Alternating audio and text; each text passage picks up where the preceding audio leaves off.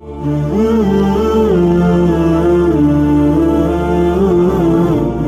اللہ الرحمن الرحیم۔ شروع اللہ کے نام سے جو بڑا مہربان نہایت رحم کرنے والا ہے۔ السلام علیکم ناظرین، welcome to my YouTube channel Hadia voice کے ساتھ۔ پیارے دوستو، حضرت باعث الدین بستانی رحمت اللہ علیہ کا تعلق ایران کے شہر بستان سے تھا۔ آپ اپنے زمانے کے عظیم اولیاء اکرام میں سے ہیں۔ اللہ تبارک تعالیٰ نے آپ کو جن خوبیوں سے نوازا تھا وہ کم ہی کسی کو نصیب ہوتی ہیں۔ حضرت جنید بغدادی رحمت اللہ علیہ جیسے عظیم بزرگ بھی سلطان عارفی خواجہ باعث الدین بستانی رحمت اللہ علیہ کے بارے میں فرماتے ہیں کہ آپ کا اولیاء میں مقام ایسے ہے جیسے ملائکوں میں حضرت جبرائیل علیہ السلام کا بچپن میں جب آپ مکتب میں زیر تعلیم تھے۔ سورۃ لقمان کی اس آیت پر پہنچ کر آپ رک گئے، جس آیت کا ترجمہ کچھ یوں ہے: میرا اور اپنے ماں باپ کا شکر ادا کرو۔ آپ یہ آیت پڑھ کر اٹھ کھڑے ہوئے اور اپنے استاد گرامی سے اجازت لے کر گھر آ گئے اور اپنی والدہ ماجدہ سے عرض کیا کہ اللہ تبارک تعالیٰ فرماتا ہے کہ شکر کرو میرا اور اپنے والدین کا، لیکن والدہ ماجدہ میرے لیے ان دونوں گھروں سے نباہ کرنا بہت مشکل ہے، لہٰذا یا تو آپ مجھے اللہ تبارک تعالیٰ سے مانگ لیں تاکہ میں آپ ہی کا ہو کر رہوں، یا پھر مجھے اللہ تبارک تعالیٰ ہی کو سونپ دیجئے کہ میں اسی کا ہو کر رہوں۔ آپ کی والدہ ماجدہ نے فرمایا کہ میں نے تجھے اپنا حق بخش دیا اور راہ حق میں چھوڑ دیا۔ یہ سن کر آپ بستان سے نکلے اور 3 سال تک شام کے جنگوں، صحراؤں اور بیابانوں میں ریاضتاً مجاہدیں کرتے رہے اور تقریباً 170 علماء سے برکتیں حاصل کی، جن میں حضرت امام جعفر صادق رضی اللہ تعالی عنہ سرفہرست ہیں۔ حضرت باعث الدین بستانی رحمت اللہ علیہ فرماتے ہیں کہ جس کام کو میں مورخ سمجھتا رہا وہ سب سے مقدم نکلا، اور وہ میری والدہ ماجدہ کی رضا تھی۔ جو کچھ ریاضتوں اور مجاہدوں اور مسافرت میں ڈھونڈتا رہا وہ کسی نے پایا، کیونکہ جب میں سفر سے واپس اپنے مکان کے دروازے پر پہنچا اور دروازے سے کان لگا کر سنا تو والدہ ماجدہ وضو کرتے ہوئے ارشاد فرما رہی تھی کہ یا باری تعالیٰ، میرے مسافر کو راحت سے رکھنا اور بزرگوں سے اس کو خوش رکھ کر اچھا بدلہ دینا۔ یہ سن کر میں زوروں کی طرح روتا رہا، آنسوؤں سے منہ دھوتا رہا۔ پھر دروازے پر دستک دی تو والدہ ماجدہ نے پوچھا کون ہے؟ میں نے عرض کیا کہ آپ کا مسافر۔ انہوں نے دروازہ کھول کر شرف ملاقات بخشا اور فرمایا تم نے اس قدر طویل سفر اختیار کیا کہ روتے روتے میری بصارت ختم ہو گئی اور تیرے غم میں کمر جھک گئی۔ ایک رات آپ کی والدہ ماجدہ نے پانی طلب کیا۔ آپ پانی لینے گئے تو دیکھا کہ گھڑے میں پانی نہیں تھا، چنانچہ پانی لینے کے لیے ندی پر گئے اور جب واپس آئے تو والدہ ماجدہ سو چکی تھی۔ شدید سردی کا موسم تھا۔ آپ پانی کا پیالہ ہاتھ میں اٹھائے کھڑے رہے۔ جب والدہ ماجدہ کی آنکھ کھلی تو پانی پیا اور آپ کو دعاؤں سے نوازا اور فرمایا کہ یہ پانی کا پیالہ آپ نے نیچے کیوں نہیں رکھا؟ عرض کیا کہ میں ڈرتا رہا کہ آپ بیدار ہو کر پانی طلب فرمائے اور شاید میں اس وقت حاضر نہ ہوں۔ خواجہ باعث الدین بستانی رحمت اللہ علیہ فرماتے ہیں کہ اس طرح ایک اور موقع پر والدہ محترم نے فرمایا کہ آدھا دروازہ بند کر دو۔ میں صبح تک یہی سوچتا رہا کہ کون سا آدھا دروازہ بند کریں، دائیں طرف کا یا بائیں طرف کا، کہ کہیں والدہ صاحب کے حکم کی خلاف ورزی نہ ہو جائے۔ حضرت باعث الدین بستانی رحمت اللہ علیہ جب نماز پڑھتے تو اللہ تبارک تعالیٰ کے خوف اور شریعت کی تمیز تعلیم کے سبب آپ کے سینے کی ہڈیوں سے چڑچڑاہٹ کی آواز نکلتی جو لوگوں کو سنائی دیتی تھی۔ ایک روز آپ امام کے پیچھے نماز پڑھ رہے تھے۔ جب نماز سے فارغ ہوئے تو امام صاحب نے آپ سے پوچھا کہ اے شیخ، آپ کوئی کام نہیں کرتے اور نہ ہی کسی کے معاملے میں دخل دیتے ہیں کہ آپ کھاتے کہاں سے ہیں؟ آپ نے فرمایا کہ ٹھہرو، میں نماز دوبارہ ادا کر لوں، کیونکہ جو شخص اپنی روزی دینے والے کو نہیں جانتا اس کے پیچھے نماز جائز نہیں ہے۔ ایک مرتبہ حضرت حضرت بازالدین بستانی رحمت اللہ علیہ حج کے لیے روانہ ہوئے اور چند منزل طے کرنے کے بعد واپس آ گئے۔ جب لوگوں نے وجہ پوچھی تو آپ نے فرمایا کہ راستے میں مجھے ایک حبشی مل گیا اور اس نے مجھے اسرار کے ساتھ کہا کہ خدا کو بستان میں چھوڑ کر کہاں جا رہے ہو، چنانچہ میں واپس آ گیا۔ مقتول ہے کہ حضرت بازالدین بستانی رحمت اللہ علیہ ذات میں اس قدر درج رہتے کہ ایک عادت مند جو 30 سال سے آپ کا خادم بنا ہوا تھا، وہ خادم جب بھی آپ کے سامنے آتا تو آپ پوچھتے ہیں کہ تیرا نام کیا ہے؟ ایک مرتبہ اس نے عرض کی کہ آپ میرے ساتھ مذاق کرتے ہیں، جب بھی میں آپ کے سامنے آتا ہوں آپ نام پوچھتے ہیں۔ آپ رحمت اللہ علیہ نے فرمایا کہ میں مذاق نہیں کرتا بلکہ میرے قلب روح میں اس طرح اللہ تبارک تعالیٰ کا نام جاری و ساری ہے کہ اس کے نام کے سوا مجھے کچھ نام یاد ہی نہیں رہتا۔ آپ رحمت اللہ علیہ فرماتے ہیں کہ عام مسلمانوں کے مقام کی انتہا اولیاء اللہ کے مقام کی ابتدا ہے اور اولیاء کے مقام کی انتہا شہداء کے مقام کی ابتدا ہے اور شہداء کے مقام کی انتہا صدیقوں کے مقام کی ابتدا ہے اور صدیقوں کے مقام کی انتہا نبیوں کے مقام کی ابتدا ہے اور نبیوں کے مقام کی انتہا رسولوں کے مقام کی ابتدا ہے اور رسولوں کے مقام کی انتہا رسول حضرت محمد مصطفیٰ صلی اللہ علیہ وآلہ وسلم کے مقام کی ابتدا ہے اور حضرت محمد صلی اللہ علیہ وآلہ وسلم کے مقام کی انتہا کسی کو بھی نہیں معلوم، صرف اللہ تبارک تعالیٰ ہی آپ صلی اللہ علیہ وآلہ وسلم کے مقام رتبے کو جانتے ہیں۔ حضرت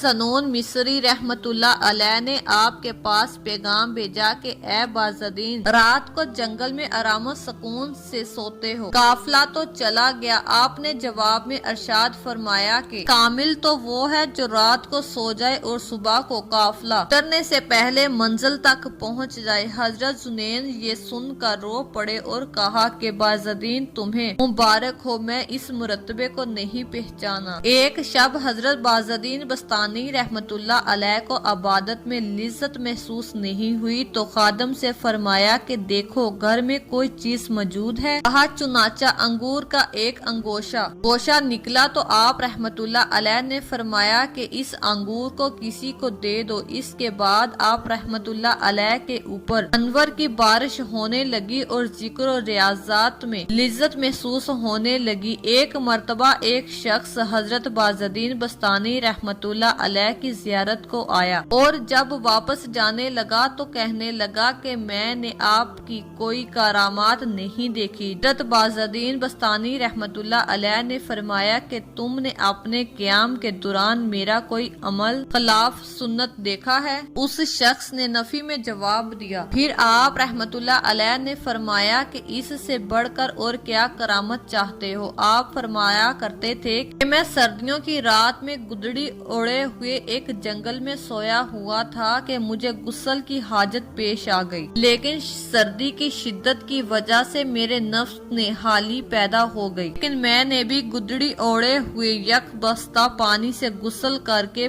صبح تک وہی بھیگی ہوئی گدڑی اس نیت سے اوڑے رکھی کہ کاہلی کے جرم میں نفس کو زیادہ سردی کا سامنا کرنا پڑے گا۔ ایک دفعہ کسی نے دریافت کیا کہ آپ بھوک کی کیوں زیادہ تعریف کرتے ہو؟ خواجہ بازالدین بستانی رحمت اللہ علیہ نے فرمایا کہ اگر فرعون بھوکا ہوتا تو اللہ تبارک تعالیٰ نہ کہتا۔ کسی نے ایک ایسے شخص کو مرنے کے بعد دیکھا جو اعمال صالحہ سے بہت دور تھا اور پوچھا گیا کہ تیرا کیا حال ہے؟ تو اس نے کہا کہ اگرچہ میں بہت گنہگار انسان تھا مگر اللہ تبارک تعالیٰ نے مجھے بخش دیا۔ پوچھا گیا کہ کس وجہ سے بخشش ہوئی؟ تو جواب ملا کہ ایک روز حضرت بازالدین بستانی رحمت اللہ علیہ اپنے رب کے حضور دعا مانگ رہے تھے، میں نے ان کی دعا میں آمین کہا، لہذا ان کی دعا کی بدولت مجھے بخشش مل گئی۔ ایک مرتبہ آپ قبرستان سے واپس آ رہے تھے، سائی شہر کا ایک بگڑا ہوا نوجوان باجا بجاتا چلا آ رہا تھا۔ آپ نے اسے دیکھ کر لا حول ولا قوت الا باللہ العلی العظیم پڑھا۔ اس رئیس زادے نے اپنا باجا آپ کے سر اقدس پر زور سے مار دیا، اتنی زور سے مارا کہ باجا ٹوٹ گیا۔ गया और आपका सर मुबारक भी फट गया। दूसरे दिन आपने उस बाजे की कीमत और एक हलवे की प्लेट अपने खास मरीद के हाथ उस नौजवान के पास भेजवा दी। माजरत की कि कल बाजे के टूटने से का नुकसान हो गया है, लिहाजा उस कीमत से एक और नया बाजा खरीद लो। हलवा खाकर अपने गुस्से को खत्म कर दो। उस नौजवान ने जब ये मामला देखा तो तारों की तार रोता हुआ आपके कदमों में आकर लिपट गया। हजरत चाही तौबा की, फिर शर्फे बैत से शर्फ हो गया। के बाद भी उसके साथी भी बैत लेकर सिराते मुस्तकीम में तासिर हो गए। एक मर्तबा आपसे किसी ने दरियाफ्त किया कि कबीर कौन है? आपने फरमाया कि एक बूढ़ी औरत। उस शख्स ने पूछा कि वो कैसे? फरमाया कि एक मर्तबा मैंने गलबाए शौक से जंगल की राह ली तो वहाँ मैंने एक बूढ़ी अम्मा को बोझ उठाते हुए देखा। ये बोझ मुझसे बहुत भारी है। उसने कहा कि जरा इसे उठाना। उस वक्त मेरी हालत ये थी कि मैं अपने वजूद का बोझ उठाने से कासर था। इस बुढ़िया का बोझ कैसे उठाता? मैंने एक शेर की जानब इशारा किया। वो शेर करीब आया तो मैंने इस बुढ़िया का बोझ इस शेर के पुष्ट पर रख दिया और बुढ़िया से कहा कि अब तू शहर जाकर क्या बताएगी लोगों को? तो उस बुढ़िया ने कहा कि मैं बताऊंगी कि मैंने आज एक जालिम को देखा है। मैंने पूछा वो कैसे? बुढ़िया ने मुझसे सवाल किया कि शेर मुकल्लिफ है कि गैर मुकल्लिफ? तो मैंने कहा कि गैर मुकल्लिफ। तो उस बुढ़िया ने मुझसे कहा कि जिसको खुदा तकलीफ ना दे उसको तू तकलीफ दे तो तू जालिम है कि नहीं? मैंने कहा कि जालिम। इस पर बुढ़िया ने कहा कि फिर भी तू जाता है कि शहर के लोग ये जान लें कि शेर तेरे अबे है और तू बड़ा साहिबे करामत है। फरमाया कि ये सुनकर मैं तौबा कर ली। हजरत बाजुद्दीन बस्तानी रहमतुल्लाह अलैह अपनी जिंदगी का एक बहुत अनोखा वाकया बयान करते हैं। मैं एक मर्तबा सफर कर रहा था कि मुझे एक निदा सुनाई दी, ए बाजुद्दीन समान की तरफ चले जाओ और यहूदियों के साथ इनके खास त्योहार में शामिल हो जाओ। मैंने औज बिल्ला पढ़ी कि शायद ये मेरा वसवसा है। जब रात हुई तो ख्वाब में वही आवाज सुनी। जब बेदार हुआ तो सोचने लगा कि इस हुक्म की फर्मा बरदारी करूं या ना करूं, तो मेरे बातिन से ये निदा आई कि डरो मत। हजरत बाजुद्दीन बस्तानी रहमतुल्लाह अलैह फरमाते हैं कि सुबह सवेरे मैं फिर समान पहुंचकर यहूदियों के मजलिस में बैठ गया तो क्या देखता हूं कि इनका सबसे बड़ा राहिब आया और मिंबर पर बैठा ही था कि कुछ बयान करे, लेकिन इसकी जुबान खुल ना पाई। उस मजमे में शोर हुआ कि हजरत बोलते क्यों नहीं? एक आलिम ने कहा कि हम में कोई मोहम्मदी आ गया है। मजमे में से आवाज आई कि उस मोहम्मदी को खड़ा करो कि हम इसे कत्ल कर देंगे। इस राहिब ने कहा कि हम इसे बगैर दलील किए कत्ल नहीं करेंगे, ना इम्तिहान के तौर पर इससे चंद मसाइल पूछ लेता हूँ। अगर इसने मेरे सब सवालों के सही जवाब दिए तो हम इसको छोड़ देंगे, वरना इसको कत्ल कर देंगे, क्योंकि इम्तिहान मर्द की इज्जत होती है, जिल्लत। तो सब ने कहा कि जैसे आप कहेंगे हम आपके हुक्म की फर्मा बरदारी करेंगे। तो बहुत बड़े रहबर मिंबर पर खड़ा हुआ और पुकारने लगा कि ए मोहम्मदी नौजवान, तुझे मोहम्मद सल्लल्लाहु अलैहि वसल्लम की कसम खड़ा हो जा ताकि सब लोग आपको देख सके। तो हजरत बाजुद्दीन बस्तानी रहमतुल्लाह अलैह खड़े हो गए। इस वक्त आप रहमतुल्लाह अलैह की जबान पर अल्लाह तबारक ताला का जिक्र और मोहम्मद के कलामात जारी थे। इस यहूदी ने कहा कि मैं जो सवाल करूंगा क्या तुम इसका जवाब दोगे? हजरत बाजुद्दीन बस्तानी रहमतुल्लाह अलैह ने कहा कि हाँ जवाब दूंगा और बदले में सिर्फ एक सवाल करूंगा, क्या तुम जवाब दोगे? यहूदी आलम ने कहा कि हाँ मैं भी जवाब दूंगा। सवालात और जवाबात का सिलसिला कुछ इस तरह से था कि यहूदी आलम ने पूछा कि एक बताओ जिसका दूसरा नहीं।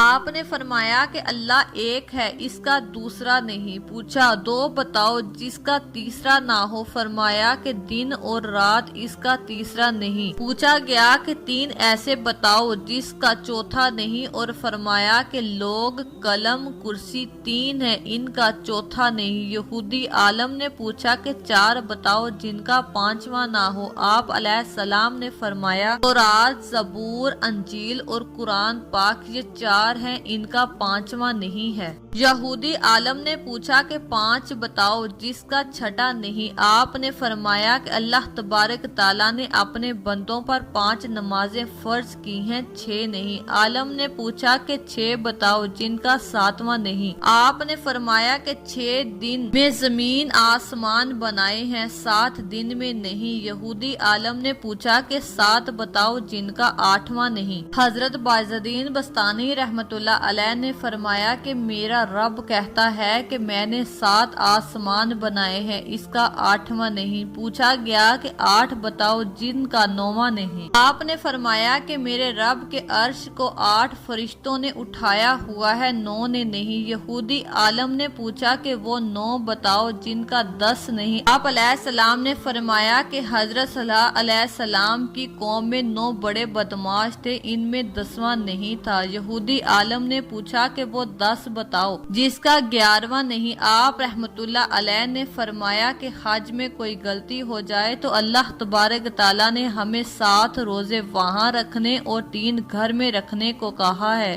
یہ 10 ہیں، 11 نہیں۔ پھر پوچھا گیا کہ وہ 11 بتاؤ جن کا 12 نہیں۔ آپ نے فرمایا کہ حضرت یوسف علیہ السلام کے 11 بھائی تھے، 12 نہیں۔ پوچھا گیا کہ وہ 12 بتاؤ جن کا 13 نہیں۔ آپ نے فرمایا کہ سال میں اللہ تبارک تعالیٰ نے 12 مہینے رکھے ہیں، 13 نہیں۔ پوچھا گیا کہ وہ 13 بتاؤ جن کا 14 نہیں۔ آپ رحمت اللہ علیہ نے فرمایا کہ حضرت یوسف علیہ السلام نے اپنے باپ سے کہا کہ میں نے 11 ستارے، 1 سورج اور 1 چاند دیکھا جو مجھے سجدہ کر رہے ہیں، یہ 13 ہیں، 14 نہیں۔ پھر یہودی عالم نے پوچھا کہ اچھا یہ تو بتاؤ کہ وہ کیا چیز ہے جس کو خود اللہ تبارک تعالیٰ نے پیدا کیا اور اس کے بارے میں خود ہی سوال کیا۔ حضرت باعث الدین بستانی رحمت اللہ علیہ نے فرمایا کہ حضرت موسیٰ علیہ السلام کا عصا جو اللہ تبارک تعالیٰ کی پیداوار ہے، لیکن خود ہی سوال کیا۔ یہودی عالم نے پوچھا کہ بتا